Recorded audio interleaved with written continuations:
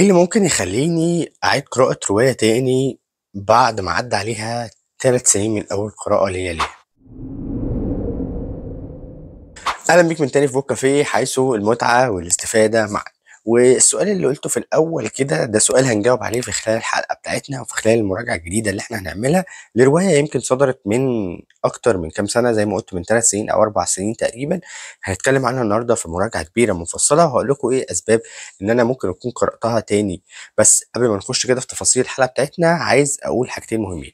أول حاجة أنا باعتذر لكم على حلقة مراجعة رواية خوف كان فيها بعض المشاكل التقنية والفنية الحقيقة ممكن تكون ظهرت أثناء المونتاج، يعني هي أثناء المونتاج ما كانش في أي مشاكل، ممكن تكون ظهرت أثناء إخراج الفيديو، وأنا بعد ما باعمل export للفيديو الصراحة ما باسمعوش تاني، بانزّله على طول على اليوتيوب، لإن بابقى واثق إن أنا خارج من المونتاج كلّه سليم. أنا مراحل المونتاج عندي بتعدّي من أكتر من مرحلة، وباسمع الفيديو أو باشوف الفيديو اللي أنا سجّلته حوالي 3 أو 4 مرات، باشوف الفيديو كامل في كل مرحلة أنا باخلّصها، مرحلة القص، مرحلة التظبيطات، مرحلة كل حاجة، فباعتذر لكم تاني.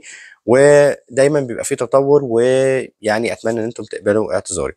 تاني حاجة من الاقتراح اللي إحنا كنا عملناه بخصوص إن ممكن في كل مراجعة من المراجعات اللي جاية يبقى في جزء في الآخر يبقى فيه بعض حرق للأحداث أو مناقشة بحرية شوية ويبقى فيها حرق الأحداث. فأنا فضّلت بشكل يعني وأتمنى إن أنتم توافقوني عليه إن هي بدل ما تكون في آخر الحلقة بتاعتنا النهارده لأ، هينزل بعد الحلقة دي حلقة تاني كده ممكن تبقى حوالي من 3 ل5 دقايق هاتكلم فيها سريعًا عن بعض التفاصيل اللي هاتكلم فيها بحرية شوية، فلو أي حد حابب يسمعها هيروح لها، ما حدش حابب يسمعها فيقدر يتفرج الحلقة دي بحرية من غير ما يقلق إن ممكن يبقى فيها أي جزء من أجزاء حرق الأحداث. بعد التفصيلة السريعة دي خلينا نخش على تعريف بالكاتب. والكاتب بتاعنا للرواية بتاعت النهارده هي رواية 120 جنيهات للكاتب شهاب الدين سعودي. والكاتب الحقيقة كاتب متميز ينتمي لأدب البوليسي أو أدب الجريمة، وليه أكتر من رواية يمكن كانت أشهرهم لعنة الذاكرة و120 جنيهات، وبعد كده كان ليه مجموعة كده كان مشترك فيها مع الشباب اللي هي 3 ستات مايكرو فيكشن. فيعني هو كاتب في بداياته لكن الحقيقة ليه مستقبل كويس جدا. الرواية اللي احنا هنتكلم عنها النهارده زي ما قلت هي 120 جنيهات. فبعد التعريف عن الكاتب خلينا نخش على قصة الرواية بدون أي حرق للأحداث.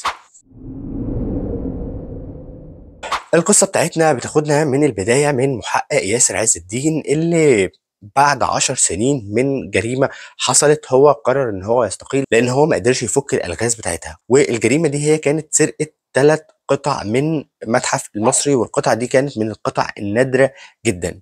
بيبتدي يخش في تفاصيل القصة ويبتدي يحاول يعرف مين السارق أو مين اللي كان متورط في الحكاية دي. بتاخده القصة لأمور كتيرة، منها مدير المتحف، منها الراجل اللي اتفق معاه، منها الاتنين غفرة اللي كانوا موجودين في الوقت ده. القصة اتضح ان هي مش بالسهولة دي وكان فيها تفاصيل كتيرة.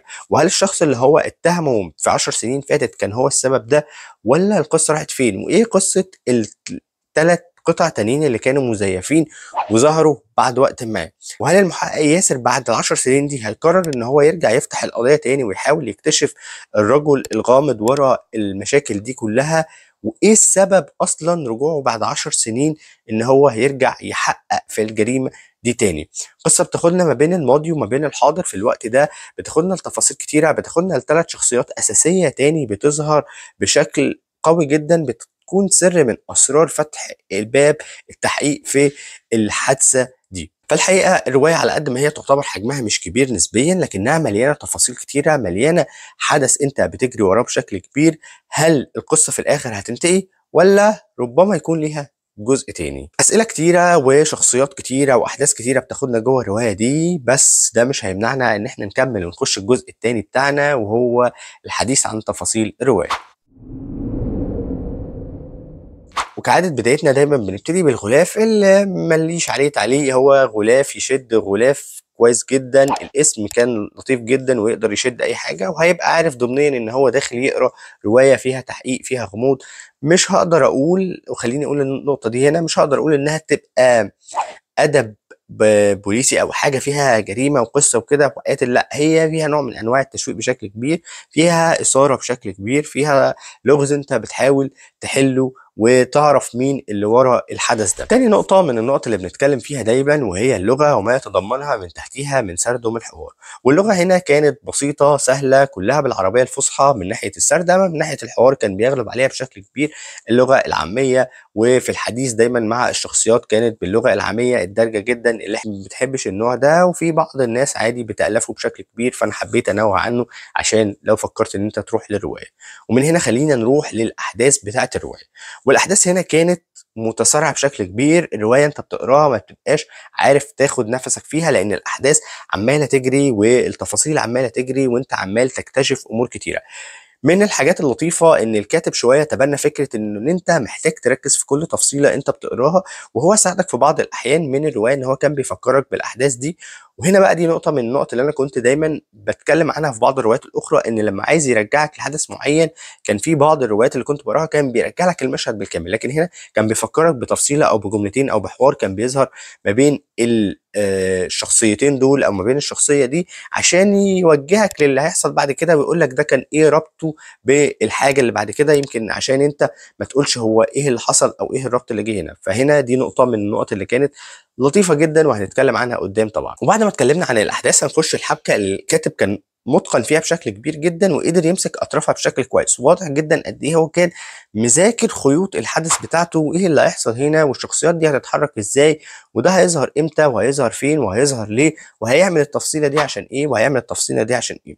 وهنا نقطة من النقط اللي يمكن هتحس فيها بالصعوبة شوية، اللي هي هنا احنا عندنا قوتين بنفس القوة وبنفس الدوافع.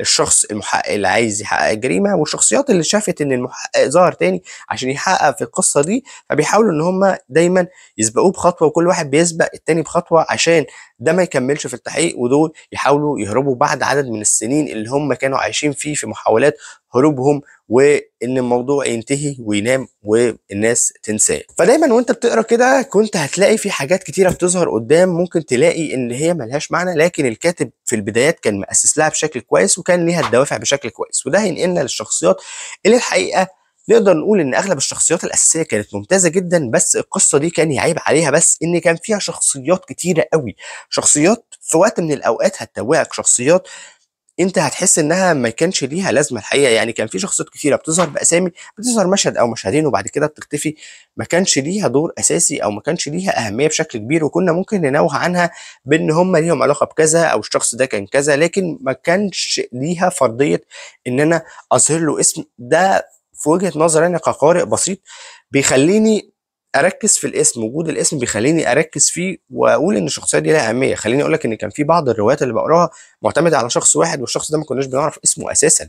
فالفكره دي او فكره اسماء الشخصيات احيانا بيعمل لخبطه، وعدد كثرتها بدون ليها دور اهم مهم ان انا افتكره بتفاصيل معينه ليه برضو كانت ملهاش داعي. وكان الافضل ان انا اركز على الشخصيات الاساسيه اللي هي اصلا موجوده بكثره والشخصيات المحوريه اللي موجوده بكثره، والحاجات اللي كانت بتظهر بشكل بسيط استعوض عنهم بذكرهم كليهم مسميات اخرى او الشخص ده ظهر لغرض ما. من هنا هنلجأ ونروح لنهايه الروايه اللي الكاتب تعمد اكتر من مره، خليني اقول ان هو هيقدر يعمل لك فيها اكتر من بلوت تويست، وتكتشف وكنت بتكتشف في وقت من الاوقات ان خلاص النهايه هتمشي وتوته توته فرقه الحدوته، لكن بيفاجئك بمشهد نهائي، بمشهد ربما يخلي الروايه مفتوحه بشكل ما، او ربما يصير جوه دماغك بعض التساؤلات وبعض الافكار عن ايه اللي هيحصل هنا والحاجه دي راحت فين والقصص دي كلها راحت فين. فالحقيقه دي نهايه كانت موفقه جدا، وزي ما بقول ربما تفتح لنا جزء تاني من العمل ممكن نشوفه قريبا. الكاتب متوقف عن الكتابه بقاله فتره، فجايز نشوفه المعرض الجاي، الله اعلم. من النقطه دي اصدقائي هنوصل لنهايه حلقتنا ونروح للحساب على المشاريع. خليني بقى من هنا اجاوبكم على السؤال اللي قلته لكم في الاول. الحقيقه روايه 120 جنيهات كانت من الروايات اللي قريتها من فتره كبيره من عدد من السنين، وكنت مش متذكر كتير من تفاصيلها، بس كنت متذكر ان الروايه دي كان فيها بعض التفاصيل اللي يمكن مؤخرا وانا بقرا روايات في نفس النمط حسيت ان بعض الاشخاص وبعض الافكار تدخلت جوه دماغي. وكمان قلت عايز افتح حاجه كده اقراها من ضمن الحاجات اللي ليها علاقه بادب البوليسي وادب الجريمه هتنفعنا في حلقات الترشيحات او سلسله الترشيحات اللي احنا بنقدمها مؤخرا على القناه، واللي نرشح فيها اعمال مش منتشره بشكل كبير سواء اعمال قديمه اعمال جديده. فقلت اما اخد فكره عن الروايه دي وافتكر بعض احداثها، فابتديت اقراها لقيت فيها احداث حلوه جدا. قلت هي الروايه دي ما خدتش حقها ليه؟ والروايه دي ممكن نتكلم عنها وممكن نفرد لها حلقه لوحدها نتكلم على تفاصيلها، وكمان هتبقى اكيد موجوده كمان معانا في الترشيحات. الادب البوليسي ان شاء الله قريب هتبقى قدام، لان احنا لسه متكلمين عنه. فدي واحده من الاسباب اللي كنت عايز اجاوبكم عنها من السؤال الاولاني. وهنا بقى نقول ان الروايه الحقيقه روايه من الروايات الحلوه جدا، يعيبها بعض النقاط اللي قلت عليها. وخليني اقول ان قرايتي ليها من 3 سنين بعد ما قريتها دلوقتي الاختلاف ما كانش كبير جدا، ونفس النقط اللي عندي او نفس العيوب اللي كنت بتكلم عنها من 3 سنين هي. فده معناها ان الروايه فعلا جيده حتى مع تطوري في القراءه من خلال السنين دي كلها. لا، الروايه محتفظه عندي بنفس القوه بتاعتها من خلال التصنيف بتاعها. يعوبها بس محتاجه نشوف الكاتب في اللغه تطور اكتر، في الاستخدام اللغه بيبقى القوه بتاعتها اكبر. وده اللي يبان ويأثر على الشخصيات، لان هنا الشخصيات ما كانتش مؤثره بالشكل الكافي الا شخصيتين او 3 اللي من خلالهم شفنا ده. ممكن كمان الكاتب يهتم بعد كده بالقضايا اللي عايز يطرحها او بالافكار اللي عايز يطرحها. هنا في بعض القضايا الخفيه او بعض القضايا اللي موجوده بعيدا عن فكره المتعه في قصه او في الحدث اللي احنا بنقراه، في رساله هو عايز يقدمها بس ما كانتش ظاهره بشكل قوي. فاعتقد ان هو محتاج يركز على النقط دي او محتاج يذاكر النقط دي بشكل اقوى، هتنفعه في اللي جاي. ربما روايه جديده غير دي، او ربما يكون، وده توقعي الشخصي، ان ممكن يكون في جزء تاني من 120 جنايات. هتقولوا لي ليه؟ هقول لكم لان في اسئله كتيره في النهايه الكاتب سابها مفتوحه، منها سر القطع الاثريه دي وصلت لفين لحد هذه اللحظه اللي احنا عايشين فيها. وبكده اصدقائي الاعزاء اكون انا خلصت مراجعتي، بس ده كان رايي، مستني اعرف رايك. قريت الروايه دي؟ ما قريتهاش؟ قريت الكاتب قبل كده؟ بتحب ايه نوع من انواع الادب ده؟ وتقول لي طبعا متوقع او مستني ايه المراجعه الجايه اللي هنقدمها هنا على القناه. خلي بالك الكلام اللي جاي هيكون في بعض المناقشه بحريه، واللي ممكن يحرق عليك الروايه. ولو انت وصلت هنا يبقى احنا كده هنتكلم على شويه تفاصيل او شويه مناقشه في الروايه دي. زي ما قلنا هيبقى فيها بعض حرق الاحداث. لو انت طبعا قاري الروايه فاتفرج براحتك، ويبقى انت كده وصلت للحلقه الثانيه اللي احنا هننزلها عن الروايه دي، وهي روايه 120 جنيات للكاتب شهاب الدين سعودي. طيب في الروايه دي، وخليني كده نتكلم شويه براحتنا، في الروايه دي كان عندنا بعض الشخصيات او ال3 شخصيات اللي هم منتمين للشخص الاكبر واللي كان سبب من اسباب الجريمه. وال3 شخصيات دول كانوا ادم وعمران ويعقوب، وكان فيهم شخص كده بيحركهم اسمه الشمندري. بنعرف في وقت ما ايه علاقه الشمندري ده بشخص تاني وليه كان اسمه عامل كده. طيب النقطه بقى هنا اللي عايز اكلمكم فيها، هل انتم شايفين ان الكاتب وفق فعلا في ان هو كان الموضوع بالنسبه لك في قراءتك الاولى او الثانيه او قراءتك للروايه بشكل عام قدرت تربط بين الشخصيات دي او قدرت تعرف مين الشخصيات دي؟ هنقول انا قدرت اعرف ان ال3 دول في وقت ما نقدر نقول في نص الروايه ان هم ليهم علاقه بالحارس اللي كان عامل المشكله واللي كان بيقولوا مات وبعد كده ما ماتش. طيب دي تفصيله كده ممكن تكون عدت عليك وممكن تكون ما عدتش عليك. فسؤالي هنا ليك، هل انت شايف ان الكاتب نجح ان هو يلخفنك كده او يلخبطك او ما يربطلكش الشخصيات ببعضها، او ما تبقاش مترجم بشكل كبير ايه علاقة دول بدول؟ وهل الشمندري ده شخصية مختلفة عن اصلا الاب اللي هو كان سبب المشاكل دي كلها؟ ده سؤالي ليك، ده سؤالي ليك، وعايزك تناقشني فيه ونتكلم فيه. تاني حاجة من الحاجات اللي ممكن أكون شفتها أو لاحظتها، كانت في بعض لخبطة في الأحداث، أو ده يمكن الكاتب عمله بسبب إن هو يتوهك في الأحداث. فهل أنت تهت بالشكل الكافي، ولا كان عندك القدرة إن أنت تكتشف بعض الغموض؟ وخليني مش هقولك تكتشف لغز الرواية، لكن تكتشف بعض كتير من تفاصيلها. هل قدرت تكتشف ده؟ طيب لما وصلت للنهاية كان ايه انطباعك او كان ايه فكرتك؟ هل كده الرواية انتهت؟ هل الرواية ربما يكون ليها جزء تاني؟ ايه فكرة ان القطع لحد دلوقتي ما ظهرتش؟ وهل القطع لسه مع آدم؟ طيب هل كنت متوقع الحركة اللي عملها آدم في النهاية، ولا دي حاجة من الحاجات اللي كانت مفاجأة بالنسبة لك والكاتب قدر يعملها بشكل رائع جدا؟ وهل شفت ان الفكرة الأخرانية دي او البلوت تويست الأخراني اللي آدم عمله بسفره لبيروت وان هو ياخد بنت ياسر عز الدين معاه كنوع من انواع الرهينة، وانهم برضه متجوزين وان هو ما يخافش عليها، كنت متوقعها في بالك؟ وهل شايف فعلا انها مفتعلة ولا بشكل ما منطقية؟ يعني كتير من التفاصيل الحقيقه في الروايه شايف انها لطيفه، شايف انها تستحق ان احنا نتناقش ونتكلم فيها.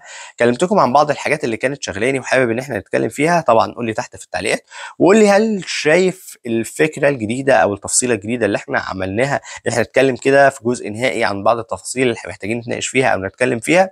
مستني طبعا ده منك في التعليقات، واتمنى ان الفكره الجديده دي يبقى ليها نجاح حتى لو بشكل بسيط. ويا صديقي العزيز طبعا لو وصلت لحد هذه اللحظه فانا عايز اشكرك من كل قلبي، حبيبي، واتمنى دايما ان انت تدعم القناه بان انت تعمل لايك وتشارك الحلقه مع اصدقائك وتشاركها على السوشيال ميديا، وتتاكد دايما ان انت مشترك ومشغل الجرس عشان يجيلك تنبيهات بكل الحلقات الجديده. ما تنساش دايما تتابعني على التيك توك وعلى الانستجرام.